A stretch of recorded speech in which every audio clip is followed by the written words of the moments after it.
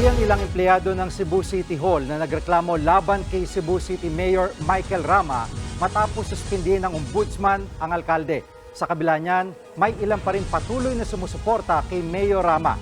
At live mula sa Cebu City, nasa frontline ng balitang yan si John Aroa. John, kumusta ang sitwasyon dyan? Gigi, kararating lang kanina ni Mayor Michael Rama dito sa Cebu City Hall matapos siyang suspindihin ng ombudsman. Nanindigan ng alkalde na wala pa siyang natatanggap na suspension order. Dismayado ang ilang empleyado ng City Assessor's Office sa Cebu City Hall matapos suspindihin ng 6 na buwan si Mayor Michael Rama at 7 iba pang opisyal. Nagsuot pa sila ng itim bilang pagpapakita ng suporta kay Rama. Masakit kasi matulungin ang tao na yan.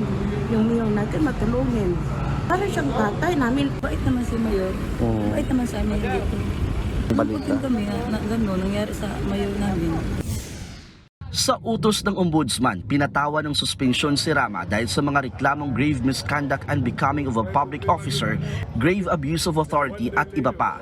Nag-ugat yan sa reklamo ng ilang opisyal ng City Hall na bigla umanong nilipat sa ibang opisina ng walang paliwanag. Ilang beses silang nakiusap ang mga inilipat na opisyal pero hindi raw sila pinansin. Hindi rin daw sila pinasahod ng 10 buwan. Agad namang bumuo ng ordinansa ang City Council para mapasahod ang mga empleyado. Pero 4 na buwang sahod lang daw ang natanggap nila. Mahirap eh.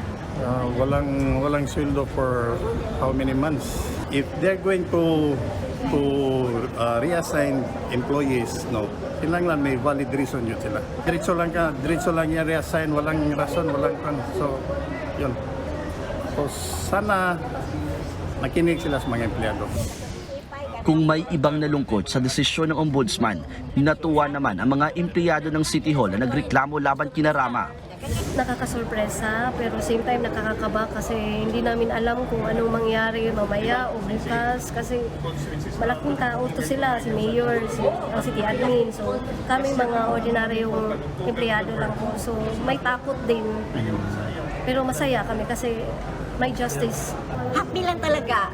Then, kasi ang hirap na dinanas namin 10 months, especially nung nandun pa kami sa opisina na yung mga tao parang kinukundi na ka. Ayon naman kay Mayor Rama, wala siyang ideya tungkol sa kinakaharap na reklamo. Maski raw suspension order, wala pa siyang natatanggap. I do not know what it's all about. I do not know. They're talking about salary. And what salary? How can I have a legal remedy? I don't even have a copy of the complaint. No, I don't even know about it.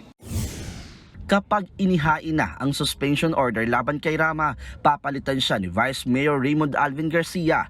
Ikinagulat naman ito ng vice-alkalde pero handa raw siyang umupo bilang acting mayor ng Cebu City. Well, of course, we were shocked and surprised.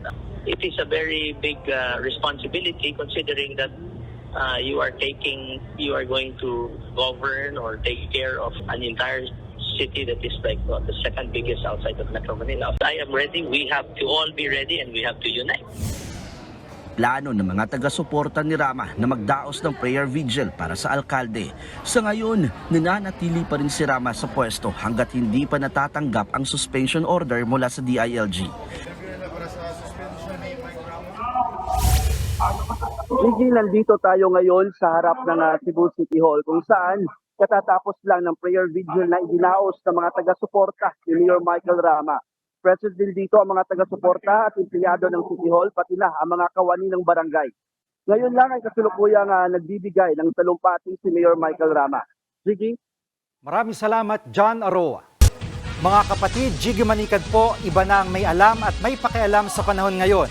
Para sa konkreto, kumpleto at komprehensibong balitaan sa Frontline, mag-follow at mag-subscribe sa social media pages ng News 5.